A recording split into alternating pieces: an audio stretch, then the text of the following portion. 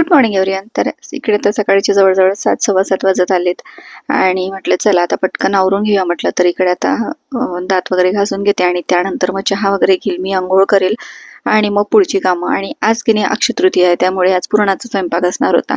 तसं तर मी आहोंची वाटच बघत होते, की हे कधी उठणार आहेत आणि कधी मला सांगणार आहेत, की काय करायचंय असं. कारण आदल्या दिवशी पण ना त्यांनी मला काही बोललं नव्हतं आणि आमच्याकडे कसं आहे ना, की घागर नाही भरत आम्ही. तर ती का भरत नाही सांगतेच पुढे तुम्हाला. तर इकडे आता देवपूजा वगैरे करून घेतली आणि मी आज ना केस पण धुतले होते. म्हटलं चला थोडंसं आता बाहेर जरा बाल्कनीत उभं राहूया म्हटलं. मस्त तुळशीला वगैरे पाणी घातलं. जे झाड आहेत माझे त्यांना पाणी घातलं आणि त्यानंतर मग इकडे थोडा वेळ बाल्कनीत केस वगैरे माझे थोडेसे वाळवून घेतले आणि त्यानंतर म्हटलं चला स्वयंपाकाला लागूया, आता काय करायचं. मग अहो म्हटले, की जाऊ दे पुरणपोळीच कर आपल्याला.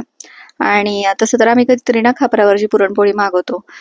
बाहेरून इकडे अशा मिळत असतात. पण ह्यावेळेस ना त्यांना वेळ पण नव्हता आणि त्यांच्याकडे जास्त काही ऑर्डर नव्हत्या, त्यामुळे त्यांनी काही बनवल्या नाही. म्हटलं चला. मग इकडे आता डाळ मी घातली शिजायला, त्यानंतर कणिक पण करून ठेवलं, थोडं पाणी घातलं आणि कणिक आपण तासभर तसंच ठेवून द्यायचं. छान पुरणाच्या पोळ्या होतात. मग इकडे आता डाळ शिजवून घेतली आणि त्यानंतर मग त्याच्यामध्ये गूळ, साखर वगैरे घालून परतून घ्यायचं.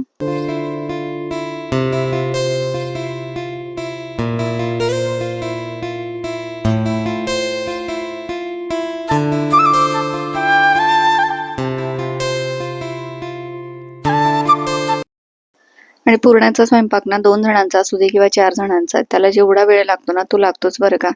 त्यामुळे ना थोडंसं 2-3 तास आधीच ते करायला सुरुवात करावी लागते. तेव्हा कुठे जेवणापर्यंत होतं. आता इकडे हे थोडंसंच लोणचं उरलं होतं. छोट्या बरणीत काढून घेतलं मी.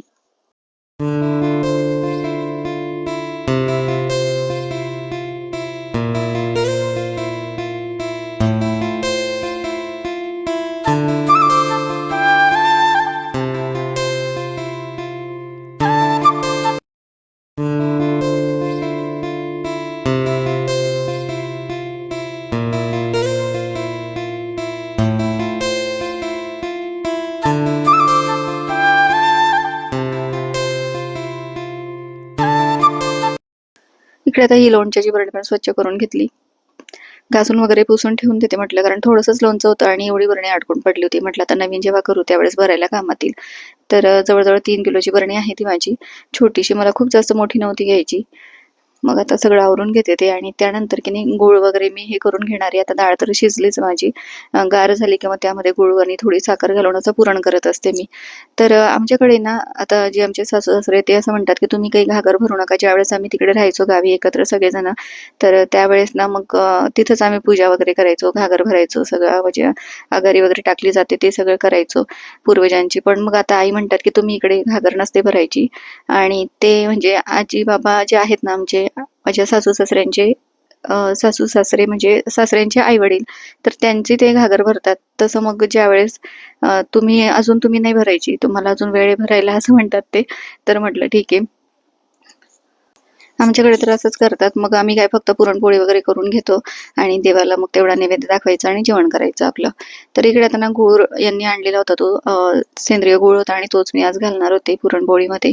तर तो चांगला बारीक सुरीने कापून घेते, म्हणजे मग विरघळतो पटकन डाळमध्ये मिक्स केला की.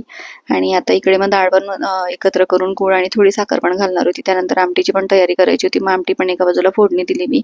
आमटीचं काळं वाटण तयार करून ठेवलं होतं. कांदा, खोबरं आणि जे आपण डाळ शिजवलेली असते ना, त्याचं जे पाणी निघतं ना गाळून झाल्यावर, ते पाणी त्यामध्ये घालायचं.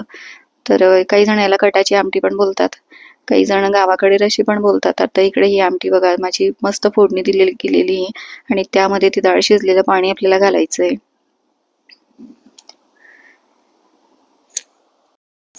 आणि मस्त अशी झणझणीत आमटी आपली तयार झालेली आहे. उकळी आली की मग गॅस बंद करायचं. चांगलं 5-7 मिनिटं उकळू द्यायचं आणि त्यानंतर गॅस बंद करायचं. त्या त्यानंतर की नाही आता ते वडे पापड ते मी तळून घेणार आहे थोडेसे.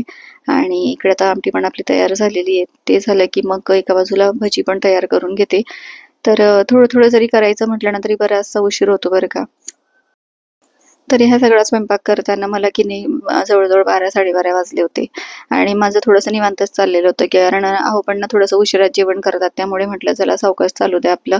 आणि इकडे आता भजी वगैरे पण तळून घेतली आणि त्यानंतर मग गरम-गरम पोळ्या लाटून घेणार आहे मी आणि मला लागलीच जेवायला वाटणार आहे सगळ्यांना. तर इकडे आता पुरणपोळ्या करून घेते आणि बऱ्याच वेळा मी दाखवली बरं का पुरणपोळी करायची माझी पद्धत. एकच पारी तयार करते मी आणि त्यामध्ये मग पुरण भरत असते.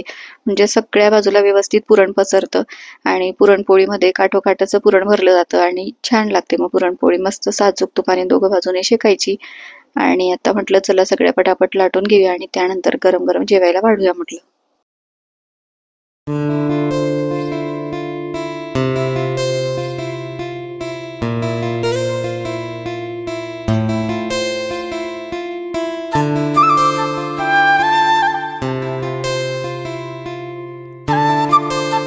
आणि पुरणाचा स्वयंपाक म्हटला ना, की जेवढा वेळ आपल्याला पुरणपोळीचा स्वयंपाक करायला लागतो ना, त्याच्यापेक्षा जास्त वेळ आपल्याला किचन क्लीन करायला आणि भांडी-कुंडी आवरायला लागतो. तर इकडे आता पुरणपोळ्या मी करून घेते आणि बघा मस्त असे टम्म फुगले आहेत. तर म्हटलं चला आता हे सगळं झालं, की पुरणाचं जेवण सुद्धा जात नाही ह्या पुरणपोळ्या करण्याच्या नादामध्ये. कारण ना बऱ्याच वेळा ते इतकं त्याचा वास असा खमंग नाकात गेलेला असतो ना, की जेवणाच्या वेळेस इच्छाच होत नाही खायची. मग मला ना दुसऱ्या दिवशी असं चांगलं वाटतं, म्हणजे मला असं वाटतं, की दुसऱ्या दिवशी पुरणपोळी खावी. पण म्हटलं चला आता सगळीकडे आवरलं आणि मग ताटं वगैरे करायला घेतली मी. इकडे आता आम्ही सगळेजण पुरणपोळी खातो, पण राजला काही पुरणपोळी आवडत नाही. मग त्याच्यासाठी की नाही मला साधी पोळी लाटून द्यायला लागते. मग 1-2 पोळी मी त्याच्यासाठी करून ठेवत असते. तो आमटीमध्ये खाऊन घेत असतो आणि म्हणजे आंब्याचा रस वगैरे तसा त्याला आवडतोच, खातो तो. तर इकडे आता स्वयंपाक माझा झाला होता आणि म्हटलं चला सगळ्यांना तर मस्त ताटं करून देऊया म्हटलं. आणि तुम्हाला जर का माझे व्लॉग आवडत असतील ना, तर चॅनलला सबस्क्राईब नक्की करत जा.